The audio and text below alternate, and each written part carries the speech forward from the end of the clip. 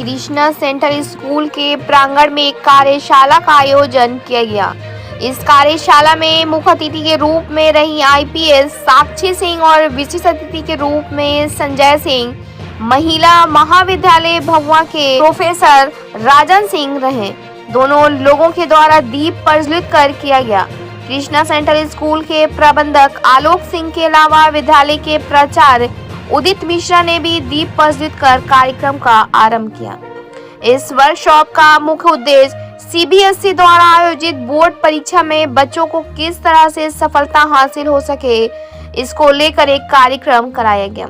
इस अवसर पे साक्षी सिंह ने कई सारे टिप्स दिए, जिसमें बच्चों का करियर काउंसलिंग और बोर्ड परीक्षा में किस तरह से सफल होंगे उस पर आधारित था। डॉक्टर राजन सिंह ने बच्चों को सर्वांगीण विकास के लिए बहुत सारे पहलुओं पर चर्चा की और बच्चों ने भी कई सारे प्रश्न कार्यशाला में उजागर किया। कार्यक्रम का समापन में स्कूल के प्राचार्य उदित मिश्रा द्वारा वोट ऑफ थैंक्स करके किया गया। इस कार्यशाला में नोबल इंस्टीट्यूट के तत्वावधान में एक प्रतियोगिता कराई गई थी, जिसमें कैमूर के सभी सीबीएसई स्कूल के कक्षा 10 के बच्चों ने भाग लिया था। इस प्रतियोगिता में कृष्णा सेंट्रल स्कूल के कक्षा 10वीं के बच्चे ने फर्स्ट, सेकंड और थर्ड का रैंक हासिल किया। यह स्कूल की तरफ से काफी गर्व की बात थी।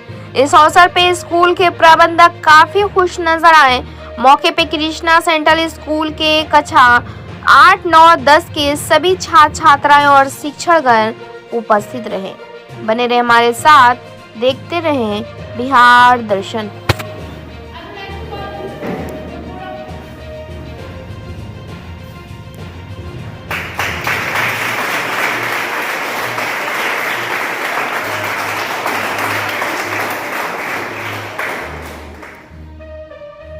Class, मैं teaching staff of Krishna Central School without whom we are not able to complete any kind of programs.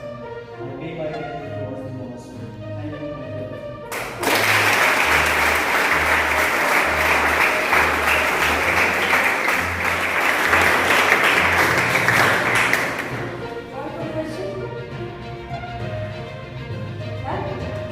Thank you so much. I feel gratitude to deliver a word of thanks to all the kids who has blessed us with their speech and guided us how to achieve our dreams, not only but unbreakable strategies towards board exam. मैं एक ऐसे शख्स से बात करने जा रहा हूं कि आप मोहनिया के क्षेत्र के रहने वाली हैं साक्षी सिंह। 2022 में इन्होंने आईएएस की परीक्षा पास की थी और इस समय ये हैदराबाद में ट्रेनिंग कर रही हैं। तो हम वार्तालाप करेंगे कि ये कृष्णा सेंट्रल स्कूल के प्रांगण में आई थी और इन्होंने बच्चों को बहुत कुछ ऐसी चीज़ों को गुर की चीज़ों के बारे में बताएं कि भविष्य में किस तरह की परिस्थितियों से कैसे लड़ा जाता है। तो हम साक्षी सिंह से बात करेंगे। इनसे मैम एक क्वेश्चन, आपको बिहार दर्शन लाइव न्यूज़ में आपका स्वागत है। Thank you. मैम एक क्वेश्चन था आपसे कि आप कृष्णा सेंट्रल स्कूल में आई हैं, तो यहाँ आपको कैसा लगा उसके बारे में थोड़ा बताइए। यहाँ स्कूल्स में आके मुझे हमेशा बहुत अच्छा लगता है, क्योंकि वहीं पे सारे जो बच्चे होते हैं उनकी नींव तैयार होती है और एक स्ट्रॉन्ग नींव ही एक स्ट्रॉन्ग देश को बनाता है। तो कृष्णा सेंट्रल स्कूल मेरे लिए स्पेशल भी है, क्योंकि यहाँ पे मेरे खुद के गुरु भी पढ़ाते हैं और मुझे आके बहुत अच्छा लगा यहाँ पे। जैसे मैं ये बात करना चाह रहा हूँ कि यहाँ जो इन्वायरमेंट बनाया जा रहा है, हमारे ये कृष्णा सेंट्रल स्कूल आज की डेट में जिला में उभरता हुआ स्कूल चल रहा है। आप बहुत से स्कूल में आप पढ़ी हैं, माहौल को भी देखें, सोसाइटी को भी देख रही हैं, तो अभी यहाँ के बच्चों में क्या कमियाँ दिख रहा है और क्या करने की ज़रूरत है, उसको थोड़ा मैम बताइए।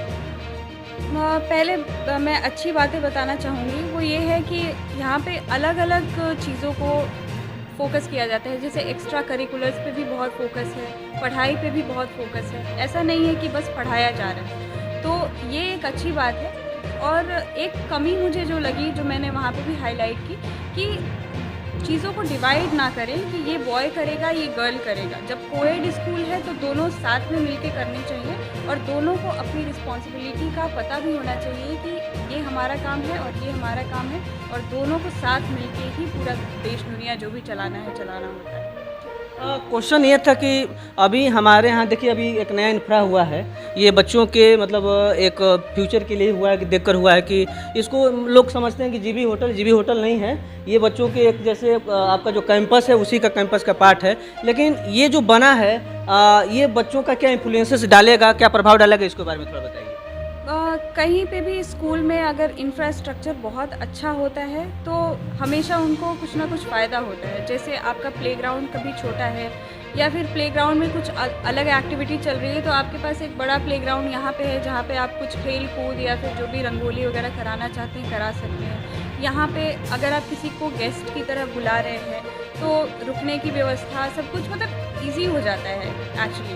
तो बस इंफ्रास्ट्रक्चर किसी भी स्कूल का इतना अच्छा होना चाहिए जो हम वर्ल्ड क्लास इंफ्रास्ट्रक्चर की बात कर रहे हैं, तो that should become a part of every school, even the government schools. तो हमें सीखना चाहिए इससे। क्वेश्चन एक है कि थोड़ा सा आप थोड़ा सा बच्चों को ये मैसेज जो आपसे बातचीत हो रहा है, तो मैं ये चाह रहा हूँ कि थोड़ा आप एक मैसेज दीजिए कि आपका जो जीवन चला वो स्टार्टिंग थोड़ा सा कहाँ से चला और आप इस लेवल तक गई, तो इसके पीछे क्या किसका सहयोग रहा, थोड़ा सा ये बताइएगा। सहयोग हमेशा माता पिता का सबसे ज़्यादा होता है और मेरी माता जी ने मुझे बनाया है, मतलब पूरी तरह से मेरी माता जी ने मुझे जितना सिखाया समझाया कि दुनिया से कैसे डील करते हैं, कैसे समाज में आगे बढ़ना होता है, वो सारी चीज़ें हमेशा। और मेरे गुरु जो है वो उन लोगों ने जितना सिखाया है समझाया है मुझे पढ़ाई के बारे में या फिर रहन सहन, बातचीत करने का तरीका, सब कुछ। तो आपके अंदर किसी भी बच्चे के अंदर सीखने की इच्छा होनी चाहिए कि हम हर एक इंसान से कुछ ना कुछ सीख सकते हैं। और हमेशा ध्यान रखें कि हर इंसान के अंदर पॉजिटिव भी होता है और नेगेटिव भी होता है। आपके अंदर इतनी क्षमता होनी चाहिए कि आप नेगेटिव को डिस्कार्ड करके पॉजिटिव को एक्सेप्ट करें और फिर लाइफ में आगे बढ़ें, ताकि आपकी स्ट्रगल भी थोड़े कम हो जाएंगे अगर आप उनके नेगेटिव चीज़ों के ऊपर कम फोकस करेंगे। मैं ये पूछना चाहता कि थोड़ा सा आप अपने थोड़ा लाइफ स्टाइल के बारे में थोड़ा बताएं कि आपकी शिक्षा दीक्षा कहाँ से स्टार्टिंग हुई और कैसे अपना सपना अपने मतलब दिमाग में आपको ख्याल आया कि नहीं हमको जो है आईएएस की पढ़ाई करना है, वो थोड़ा सा बताइए। तो मेरी जो प्रारंभिक शिक्षा थी यहाँ पे मदर शकुंतला स्कूल से स्टार्ट हुई, फिर उसके साथ साथ हम गवर्नमेंट स्कूल में भी साथ में पढ़ा करते थे। 8th क्लास में मैं हिंदी मीडियम से इंग्लिश मीडियम में गई डीएवी स्कूल में रतवार में, और वहाँ पे मतलब काफ़ी स्ट्रगल हुआ। जो बहुत ही हिंदी पढ़ते थे हम लोग और फिर अचानक से इंग्लिश में सारी चीज़ें स्विच हो गई। तो मुझे संसाधन पता था और वहाँ जाके जब मुझसे रिसोर्स के बारे में पूछते थे और इंग्लिश की डेफिनेशन पूछते थे तो मुझे नहीं आता था। तो धीरे धीरे उस पर काम किया मैंने और स्ट्रगलिंग था, बट आप स्ट्रगल से ही सीखते हो। फिर मैंने इंजीनियरिंग की और उसके बाद सिविल सर्विसेज की तैयारी स्टार्ट की और मुझे 5 साल लगे तैयारी को करते करते। 3 अटेम्प्ट लगे मुझे आईपीएस को पाते हुए, और अभी भी मैं एग्ज़ाम दे के आ रही हूँ, ताकि आईएएस के लिए मैंने फिर से एग्ज़ाम दिया। तो वो देखते हैं रिज़ल्ट के बारे में क्या होता है। जैसे कहने का मतलब कि आप हाई स्कूल इंटरमीडिएट करने के बाद आप इंजीनियरिंग की, इंजीनियरिंग आपका किस लाइनअप से रहा और हाई स्कूल और इंटरमीडिएट के बारे में थोड़ा बताएं, क्या मार्क्स रहा? अच्छा, मेरा 10th क्लास में 81.7% मार्क्स था और 12th क्लास में 86.2% था। और इंजीनियरिंग में भी तो मैंने अपना कॉलेज का ब्रांच टॉप किया था, 86.1% थे। इलेक्ट्रिकल एंड इलेक्ट्रॉनिक्स इंजीनियरिंग मेरी ब्रांच थी और फिर उसके बाद यूपीएससी किया मैंने। अब ये पूछना चाह रहे थे मैम कि आपको जहाँ पे आप ट्रेनिंग कर रही हैं, ट्रेनिंग में आपको जो भी रैंक मिलेगा तो उस रैंक से आप किस चीज़ के बेस पर वर्क करिएगा कि भविष्य में मतलब उसको सुधारने की कोशिश करिएगा, मतलब ऐसा बताइए।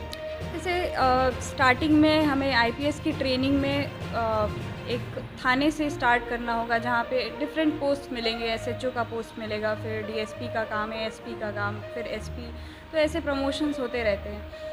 तो जो बेसिक इनिशियल चीज़ है ना, वो मुझे इस परसेप्शन को ख़त्म करने पे काम करना है कि पुलिस हमेशा एक ट्रबल का काम करती है। लोग पुलिस को देखते हैं और डर जाते हैं और अंदर घुस जाते हैं कि अरे पता नहीं क्या हो गया, पुलिस आ गई। तो वो एक सिंपैथेटिक पुलिस जो होती है